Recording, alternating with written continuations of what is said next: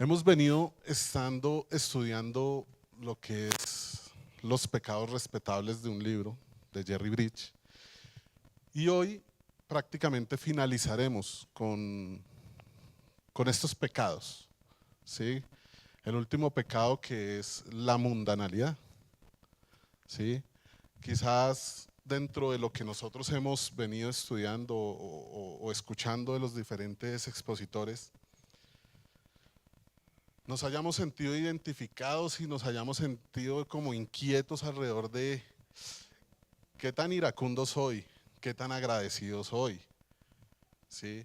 Qué tanto dominio propio tengo dentro de mí, qué tanto orgullo.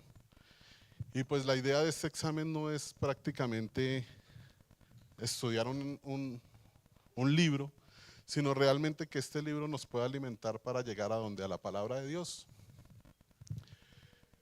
Y pues en eso pues, hoy como les decía, tenemos un pecado que es la mundanalidad. Les quiero comentar que estudiándolo siempre alcanzó a hacer cositas en mi corazón, porque pues obviamente el primero donde se empieza a manifestar este tipo de cosas a entender es mi corazón, se empieza a sentir como golpeado. Y pues bueno, a raíz de eso pues quiero comenzar y quiero contarles una historia.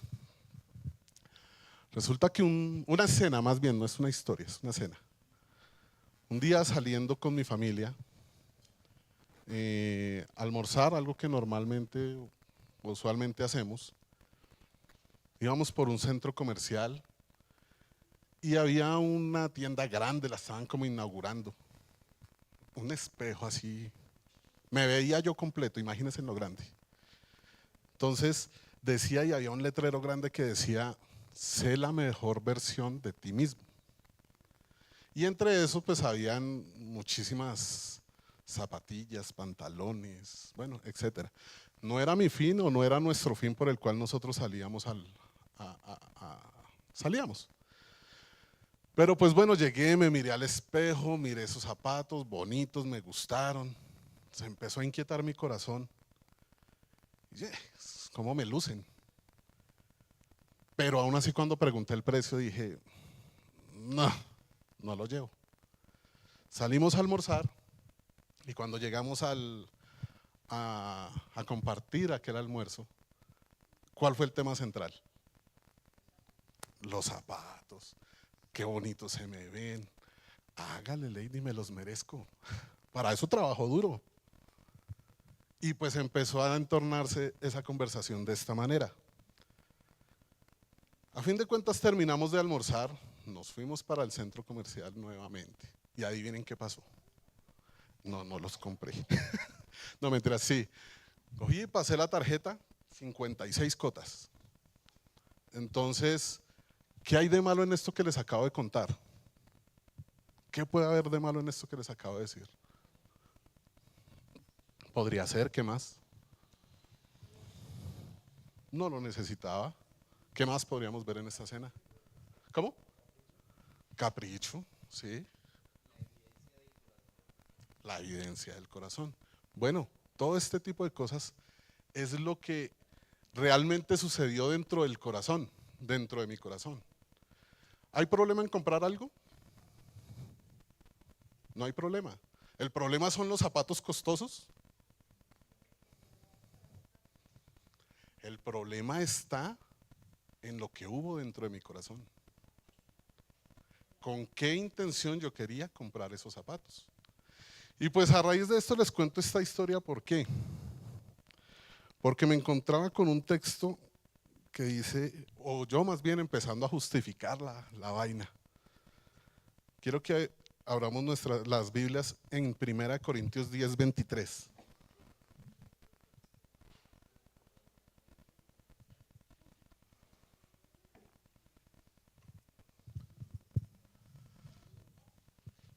Alguien que por favor me ayude y lo lea duro.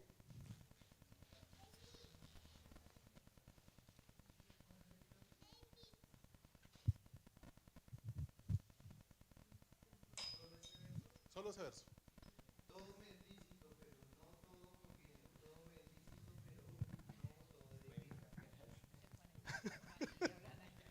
Bueno, bien. Bueno, aquí el apóstol Pablo describe a la iglesia de Corinto y prácticamente él veía una congregación que había entendido una libertad cristiana o una libertad de conciencia, digámoslo así, ¿sí? Pero esta libertad se había convertido en un criterio, donde, como en una verdad, para ellos donde ya se justificaba todo con todo me es permitido, todo me es lícito, ¿sí? Y pues si bien por el otro lado, habían hermanos que deberían capacitarse, deberían esforzarse por aprender, ya querían limitar a los hermanos a que no lo hicieran. Entonces habían dos extremos en medio de esta iglesia de Corinto y en esta situación en cuanto a la parte del consumo de la carne sacrificada a los ídolos. Y de ahí viene una pregunta. Si todo me es lícito, entonces, ¿qué es la mundanalidad? Quiero hacer una pregunta acá. A ver quién me ayuda. Valerie, que la tengo cerca.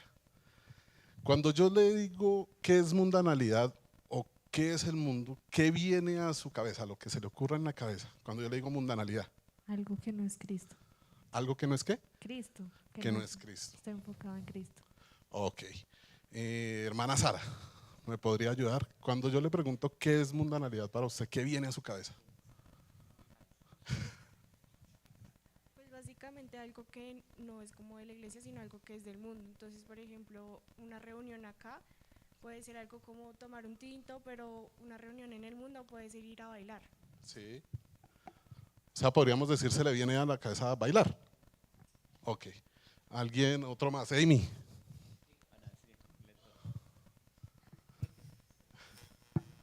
Puede ser todo aquello que está por fuera de la vida de piedad.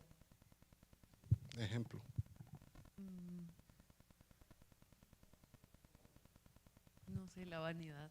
La vanidad. La vanidad. Ok. Listo. Pues nosotros como creyentes tenemos nuestra primera fuente. ¿Cuál es nuestra fuente a la que nosotros debemos acudir para que nos diga qué es la mundanalidad? Entonces, lo que yo les diga en estos momentos de mi forma de pensar, de actuar, de hacer, no sirve de nada.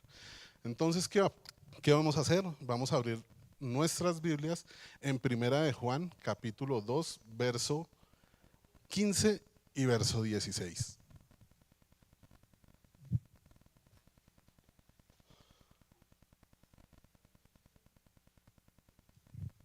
Hermano Segundo, ¿me ayuda con la lectura de esos dos versículos, por favor? No amen al mundo, ni las cosas que están en el mundo. Si alguien ama al mundo, el amor del Padre no está en él. Porque todo lo que hay en el mundo, la pasión de la carne, la pasión de los ojos y la arrogancia de la vida, no proviene del Padre, sino del mundo. ¿Cuántas veces en estos dos versículos está nombrada la palabra mundo?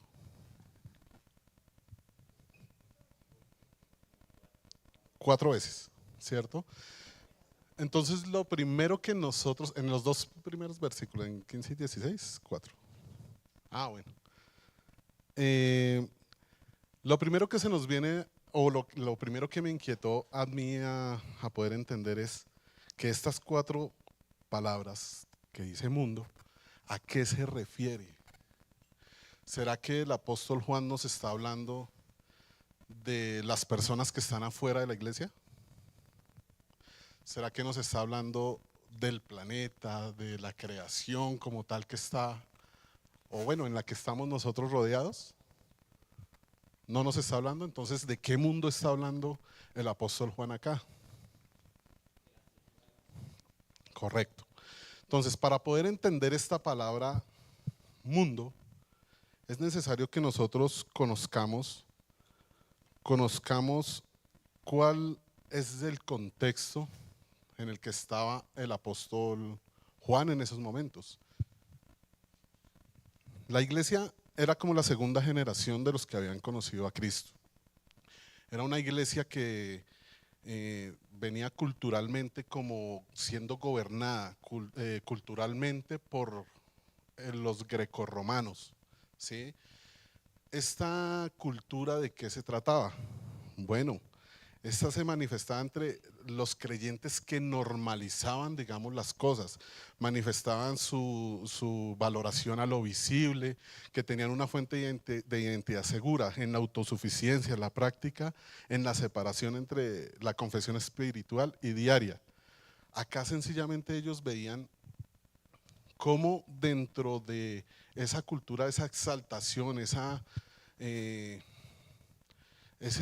orgullo que sobresalía en ser prominentes en medio de la ciudad, en conseguir conocimiento, en conseguir recursos, en tener el mejor trabajo, en el tener las mejores joyas, en ese placer de ego que daba. Esa era la cultura en esos momentos a la que el apóstol Juan les estaba escribiendo. Pero ¿a quiénes les escribía? ¿A gente del común? Si nosotros vemos en los versos anteriores, vemos que les está hablando directamente a una iglesia, a unos hermanos creyentes, donde ellos estaban siendo atacados, no desde una parte externa, no estaban siendo perseguidos en esos momentos, ellos estaban mezclando este tipo de culturas dentro de la iglesia, estaban haciendo una mezcolancia ahí, donde bien no negaban al Señor, pero bien tampoco querían soltar todo lo que tenían. O sea que esto era una práctica que se estaba viviendo en medio de ellos. A esa práctica o a ese tipo de sucesos es a lo que el apóstol Juan está llamando mundo, a este sistema de valores de autosuficiencia. Esa es la palabra mundo que está ahí. Ahora, si nosotros vemos o iniciamos el texto, vemos que dice que no amar ¿qué? El mundo. O sea que no, lo que decía el apóstol Pablo es que, el apóstol Juan, qué pena, es que no debemos amar ese sistema de valores, eso que estaba sucediendo en medio de ellos. Ese es el principio de la mundanalidad, es el amor a ese sistema de valores. Ahora, cuando habla de amar, vemos que este tipo de sistema, ¿qué sería como el amor en medio de ello? Acá estamos hablando de un sentimiento, ¿cierto? O sea que estamos hablando directamente de algo que está sucediendo. ¿Con qué órgano de nuestro cuerpo? Con el corazón. O sea que la mundanalidad se está viendo con esa lealtad, con esa firmeza, con esa intensidad que le damos a ese tipo de valores. ¿Y cómo se ha mezclado eso dentro de la iglesia? Lo estamos viendo actualmente y sigue todavía viviéndose en medio de nosotros. Este tipo de mundanalidad, este tipo de sucesos, tiene ciertas características. Tiene ciertas características.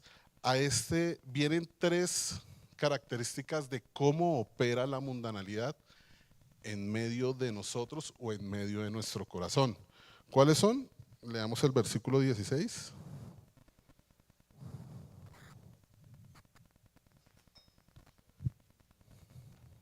Bueno, lo leo acá. Porque todo lo que hay en el mundo, y va el primero, la pasión de la carne, la pasión de los ojos y la arrogancia de la vida. ¿Qué sería la pasión de la carne en medio de nosotros ahorita? ¿Sí? ¿Qué más? ¿Qué más? Bueno, el placer de la carne se refiere a esos deseos internos desordenados de nuestro corazón. Como les decía en el ejemplo, el problema no es que yo pueda comprar, el problema no es que yo pueda hacer, el problema es lo que mi corazón desordenadamente, sin la voluntad de Dios, está haciendo. Esta es una de las características de las cuales viene todo, o opera más bien en la mundanalidad. Incluye todo lo que busca satisfacer la carne sin tomar en cuenta a Dios. Un ejemplo, podemos tener el placer sexual fuera del matrimonio. Nosotros como hombres estamos, o bueno, digamos que suele suceder que esos deseos en cuanto a la vestimenta quizás de una hermana, quizás eso altere nuestro corazón. Quizás nosotros internamente tengamos luchas con la pornografía. Y son cosas que opera en silencio. La mundanalidad no es algo que opera externamente. Digamos que la mundanalidad es como aquel terreno donde se empiezan a sembrar este tipo de deseos y empieza a florecer lo que ya hemos visto anteriormente con los demás hermanos. El orgullo, la falta de dominio propio, todos estos pecados visibles. La mundanalidad no hace referencia como tal a pecados externos, sino a condiciones internas del corazón. ¿Cómo opera o cuándo florece? Florece cuando el creyente vive expuesto a estímulos visuales constantes, la prosperidad ajena, las posesiones, el estilo de vida, las apariencias, los logros visibles. Se hace más fuerte cuando no se cultiva el contentamiento y cuando la cultura promueve la autosuficiencia, la belleza y el materialismo de la competencia. Nosotros directamente acá como iglesia también vemos de una manera sana. ¿Cómo es el compararnos? Quizás dentro de nosotros, este hermano cómo ora, este hermano cómo predica, pero es que si yo tuviera el tiempo que tiene el hermano, ahí está operando la mundanalidad, en ese comparativo. Y eso nosotros lo hemos normalizado en medio de nosotros y sin darnos cuenta. De esta manera es que opera la mundanalidad. La pasión de los ojos es la codicia, lo que nace de lo que nosotros vemos. ¿Con qué nosotros estamos expuestos diariamente? Revistas. Quizás el mundo, el sistema de valores de afuera, hay mucha publicidad, hay muchas cosas en las que nosotros estamos siendo expuestos constantemente. El carro, la casa, la ropa, cómo lucen las demás personas. Y vivimos en ese comparativo en el cual empezamos a desear, se empieza a sembrar esa semilla y empieza a generar este tipo de deseo dentro del corazón. ¿Cómo? La pasión de los ojos funciona cuando lo que vemos despierta ese deseo, la comparación, la inconformidad o la codicia.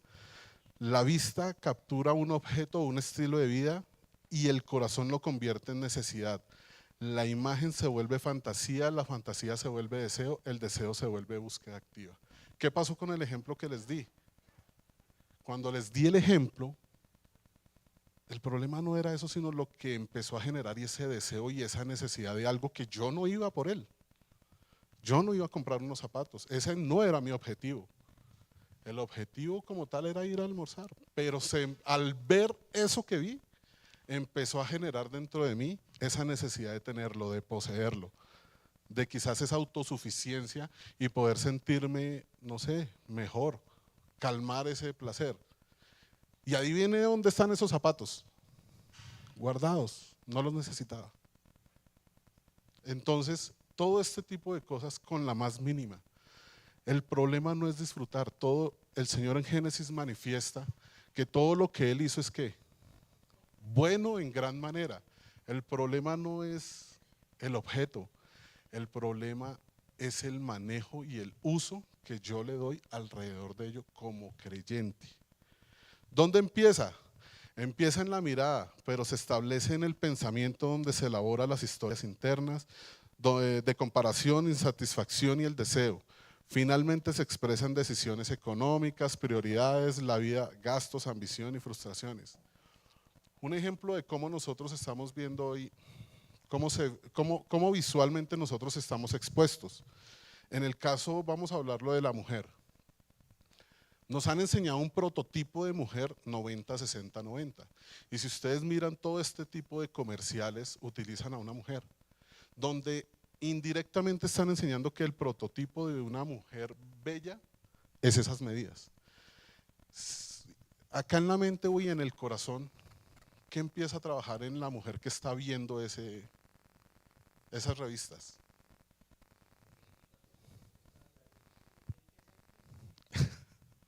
Todo este tipo de cosas. Este tipo de cosas empiezan a maquinar en el interior del corazón de las hermanas. Donde sencillamente, mire, hemos escuchado hermanas dentro de la iglesia, no sé, que quieren ponerse senos, donde quieren mejorar sus labios, donde quieren recortar sus costillas y por darle prácticamente rienda suelta a los deseos que fueron sembrados dentro de su corazón. Este es lo que opera. dentro del corazón referente a la mundanalidad. La arrogancia de la vida, ¿cuándo se manifiesta? Cuando el valor personal se mide en lo que uno tiene, logra, aparenta, opera mediante el orgullo, la autosuficiencia y la búsqueda del conocimiento. Es una autosatisfacción interna que dice, yo puedo, yo valgo, yo lo logro. El desplazamiento de la dependencia de Dios. Dentro de las cosas lícitas que se nos ha permitido a nosotros disfrutar, ¿qué podríamos tener como ejemplo? Hablemos del trabajo.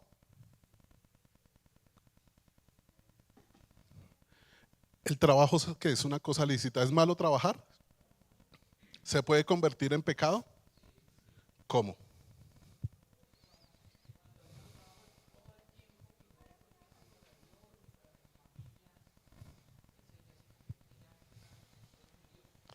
Se empiezan a convertir este tipo de deseos en autosuficiencia, donde sencillamente yo puedo decir, yo tengo esto porque ¿qué? ¿Cuántas veces hemos visto memes y comerciales donde está el señor mercando y se lleva unas cervezas? Me las llevo porque ¿qué? Para eso trabajo. Me debo dar gusto, no me lo merezco. Ahí hay mundanalidad. ¿El problema es la cerveza? Entonces este tipo de cosas son las que nosotros hemos normalizado en nuestro diario vivir y son cosas pequeñas. ¿En qué otra cosa lícita nosotros podríamos ver ahí este tipo de mundanalidad? El estudio. ¿Se puede filtrar la mundanalidad en medio del estudio? ¿Cómo? ¿Por qué?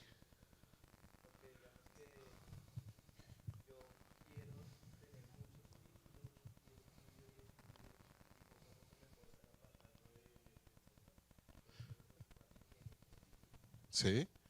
Este, sí. ¿Algo más? Ahí hay orgullo. Este tipo de cosas solamente deja ver el orgullo que hay dentro de nuestro corazón y lo que realmente nosotros necesitamos que el Señor cambie. Y son cosas que no son visibles.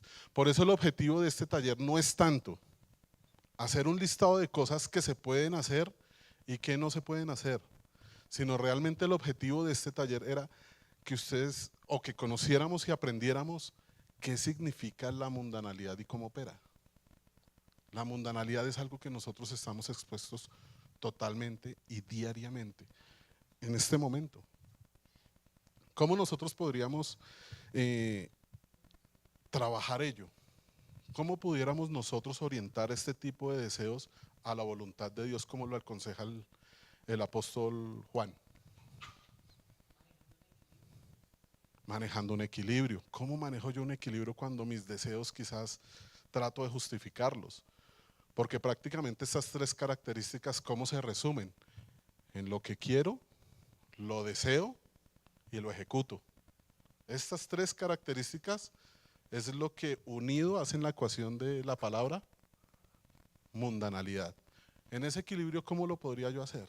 Trabajando, esforzándome alrededor de ello. ¿Está mal esforzarme? Debo hacerlo. El Señor me demanda ese tipo de esfuerzo. El Señor me demanda también adquirir conocimiento para poder honrarle, poder, ¿cómo fue que dijo el hermano Alex ahorita? Poder compartirlo, poder enseñarlo, poder enseñarlo. Nosotros tenemos todo este recurso y como lo decía, como lo pensábamos anteriormente, nosotros hemos sido dotados de todo este tipo de dones. ¿Cómo lo estamos administrando? ¿De qué manera en el trabajo y de qué manera dentro de lo que usted disfruta está honrando al Señor? En sus estudios, ¿de qué manera está estudiando y para qué? ¿Quiere orgullo? ¿Quiere sobresalir?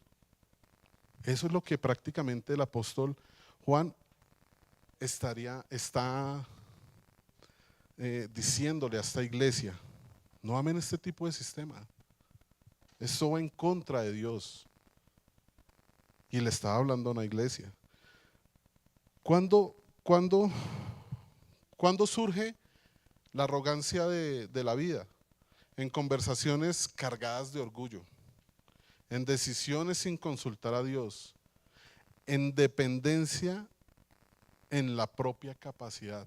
Lo que decíamos en mi trabajo, eso está porque yo lo conseguí. Deseo de aprobación humana. Queremos sobresalir en medio de la iglesia del Señor, queremos ser sobresalientes, quiero que me vean. A veces ese tipo de cosas indirectamente son las que trabajan dentro de nuestro corazón. Y si ya hemos visto estas tres características dentro de cómo opera la mundanalidad, entonces ¿qué significado tendría o cómo podría definir yo hoy la mundanalidad bíblicamente? ¿Alguien que me ayude?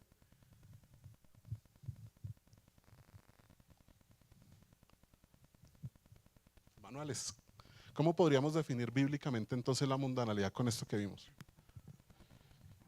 Pues creo que su merced lo expresó bien cuando dijo que era el terreno sobre el cual se cultivan esos deseos que van en contra del Señor. Y creo que nosotros somos los encargados de alimentar eso, ¿no? Porque más que alguien que los ponga ahí, pues brotan de nosotros a medida de que vamos viendo que esas cosas nos pueden dar cierta felicidad, que creemos, como en el ejemplo que su merced puso del caso particular, que creemos que si no lo tengo no voy a poder ser feliz o estar completo, y es necesario pues que luchemos contra eso, mortificando, empezando por mortificar esos deseos. Una parte particular de lo que su merced decía ahí en la carta de Juan es que representan las tentaciones del Señor, ¿no? Entonces poder ver al Señor también ahí en los deseos de los ojos, los deseos de la carne y la vanagloria de la vida, y cómo Él mortificó esas cosas en la tentación. Entonces creo que es eso, creo que su merced lo definió bien cuando dijo el terreno sobre el cual se siembran esos deseos que se llevan después a la práctica. El apóstol Juan prácticamente describe esta mundanalidad desde un estado interno del corazón. Si bien el apóstol Pablo en Gálatas 5:16 habla de las obras de la carne, prácticamente ¿qué quiere decir? ¿Que ambos están en contra? No, quiere decir que prácticamente uno lo está viendo desde una posición externa, desde el resultado, desde el fruto de lo que ya sucedió antes. Entonces, para comprender este tipo de cosas, quiero que acá, grupo 1, grupo 2, grupo 3, quiero que por favor busquen o reúnanse en un momentico para hacer un ejercicio pequeño de 10 minuticos. Vamos a leer Génesis 3 del 1 al 6 y ya les voy a hacer las preguntas. Entonces, si quieren, reúnanse en esta parte, los de acá, los del centro, y acá este grupo. Escojan un vocero, por favor.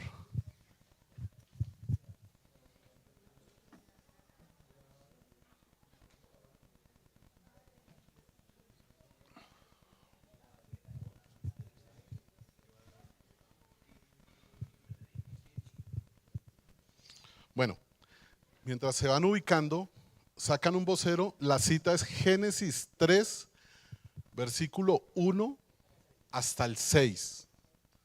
Génesis 3, versículos 1 al 6. Y la pregunta es, acá viene la primera pregunta. ¿Había o no había mundanalidad en el jardín del Edén? Sí o no, justifique su respuesta. Ustedes están acá, para todos. La segunda pregunta sí viene por individual. Acá, ¿cómo opera la mundanalidad en medio de la inmoralidad el día de hoy? Acá. Acá. ¿Cómo opera la mundanalidad en medio del dinero el día de hoy? Y este grupo, ¿cómo opera la mundanalidad en medio de la idolatría al día de hoy? 7 minuticos para ello.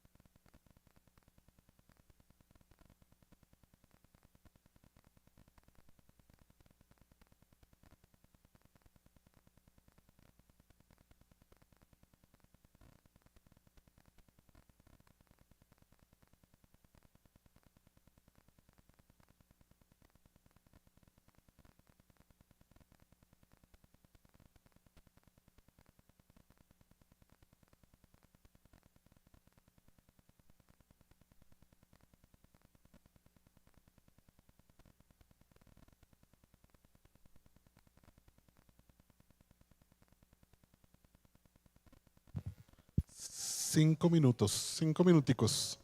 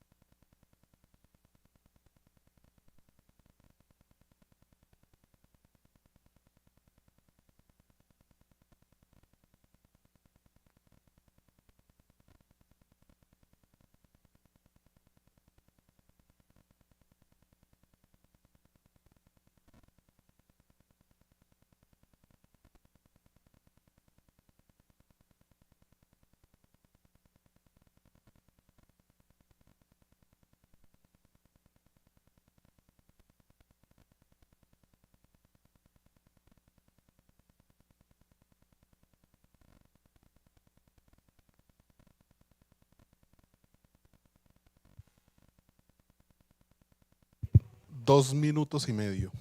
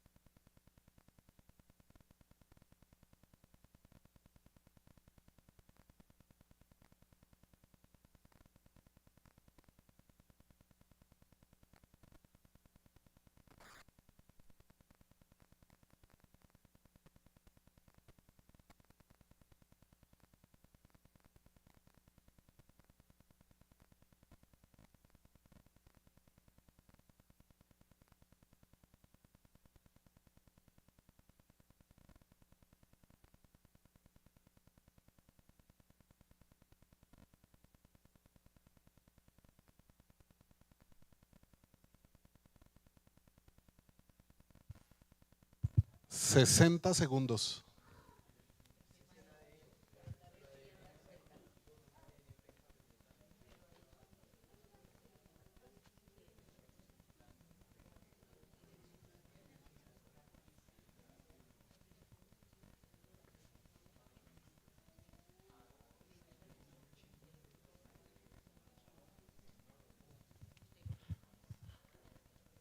Bueno, la pregunta inicial, ¿había o no había mundanalidad en el jardín del Edén? ¿Quién es el vocero ahí? ¿Quién es el vocero? Camilo, ¿había o no había? La mundanalidad comenzó por desobedecer el mandato de Dios, y en ese sentido en el hombre sentirse y creerse inclusive mayor que Dios, porque ni siquiera igual a Dios, porque está poniendo su opinión por encima de la de Dios, ¿sí? Y siempre que hacemos algo que no, en lo que no consultamos a Dios, estamos teniendo mundanalidad en nuestro corazón. Y con la segunda pregunta, respecto a la inmoralidad, pues está enlazado con eso, porque en ese sentido la inmoralidad también sería pecado en que cuando sabemos que algo es malo, pero para nosotros hacemos pues excepciones según el deseo y lo malo que haya en nuestro corazón en cierto momento y tomamos la decisión de desobedecer a Dios en ese momento, simplemente por seguir nuestros deseos. O sea, en ambos casos, Dios está afuera. En ambos casos sacamos a Dios y tomamos nuestra propia decisión y por eso pues nos equivocamos, porque el creyente siempre debe estar sometido a la obediencia a Cristo y pues por eso se debe caracterizar. Ok. Segundo grupo, ¿quién es el vocero? Fernando. ¿Había o no había mundanalidad en el texto que leyeron? Pues el significado de la palabra mundanalidad técnicamente es dejar lo eterno a un lado y fijarse más en lo temporal, ¿sí? Entonces, según lo que vemos en el texto, hay mundanalidad porque se prefirió una decisión en el momento y no pensar en la consecuencia que esa decisión iba a tomar, ¿sí? Entonces sí hay mundanalidad. La segunda pregunta, en cuanto a la parte del dinero, ¿cómo opera la mundanalidad en medio de nosotros al día de hoy? Precisamente de la misma forma, tomamos en cuenta más lo temporal, lo que está aquí en la tierra, y no tomamos en cuenta lo eterno, ¿sí? Las posesiones, el dinero, el trabajo, lo que podemos dejar en este mundo, pero no cosechamos y no sembramos para lo eterno. Entonces, así opera el… O sea que podríamos decir que en cuanto a la parte del dinero, en el manejo de las finanzas que yo doy a mi vida, ¿está el reflejo de qué tanta mundanalidad hay en mi corazón o no? Pues claro que sí, sí. O sea, principalmente mis finanzas deben honrar al Señor, ¿sí? No honrarme a mí mismo ni a mi familia, sino honrar al Señor. Y algo principal que debemos tener en cuenta es que cuando honramos al Señor, los mayores beneficiados somos nosotros. Y eso a veces no lo tenemos en cuenta. Ok, gracias hermano Fercho. Y por acá, ¿quién es el vocero?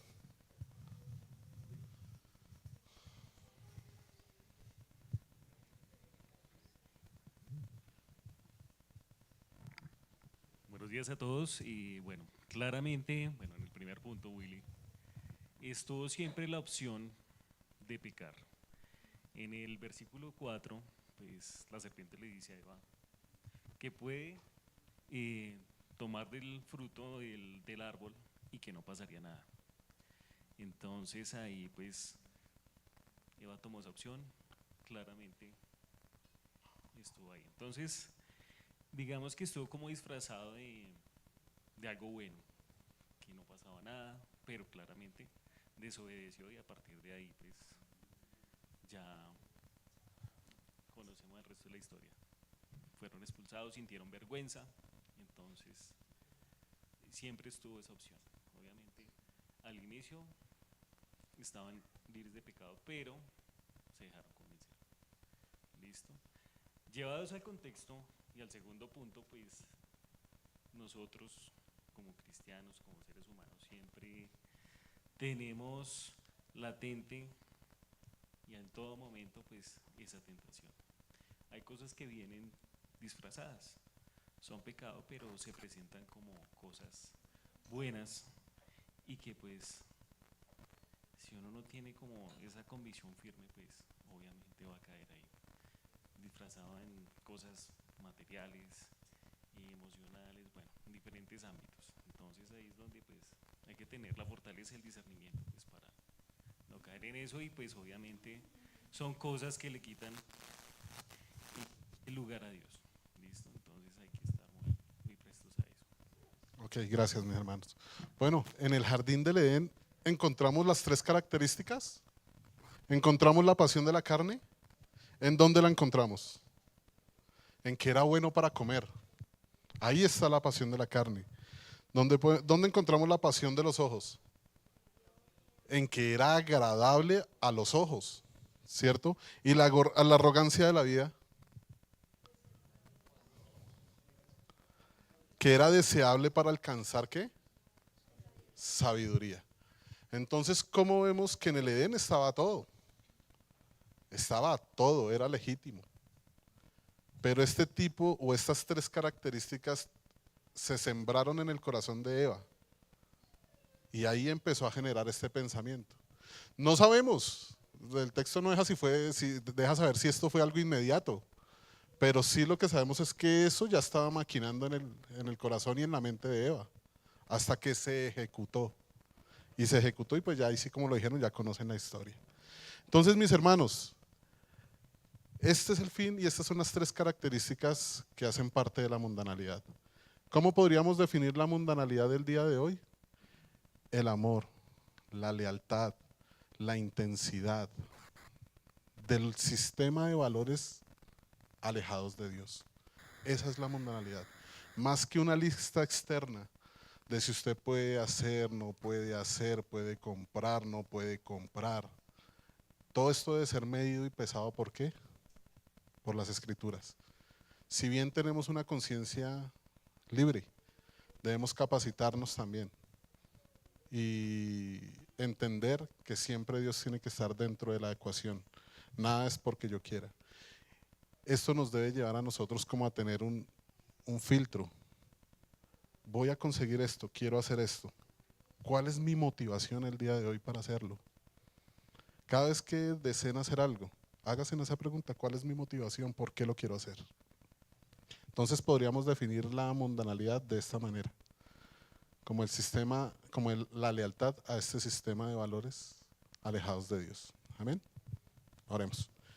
Señor Padre Celestial, gracias te damos por este tiempo, Señor. Gracias por permitirnos aprender un poco más, Señor, de ti, de cada vez poder ver, Señor, lo negligente que soy, lo pecador que soy, lo pecador, Señor, lo que me hace alejar de ti constantemente, bendito Padre Celestial. Perdóname, Señor, porque a veces dentro de estas cosas que son sanas y lícitas para nosotros, es donde quizás más fallamos y más pecado encontramos dentro de nosotros. Te pedimos perdón por ello, Señor. Síguenos capacitando, síguenos, Señor, bendiciéndonos. Sigue alimentando, Señor, nuestro corazón con el deseo de aprender más de ti. Te damos gracias, Señor, por este tiempo.